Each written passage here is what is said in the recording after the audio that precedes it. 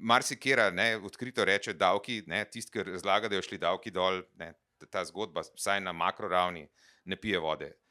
Za Slovenijo, za države, kot je Slovenija, nekatere primerljive države igrajo na to karto, da, ne, in pol poslušamo o Bosni, ne, mislim, lepo vas prosim, ne.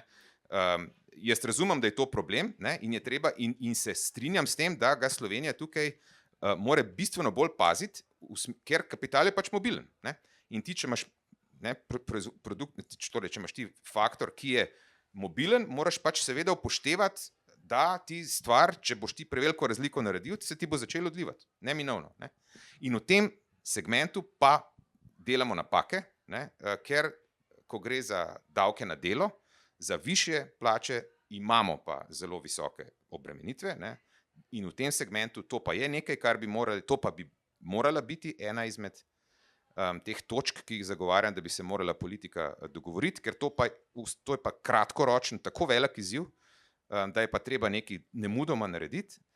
Problem je, kjer imam jaz potem problem, je samo v tem, ko se reče, ne, da bodo nekateri pač rečejo, da bodo pač enostavno davke znižali,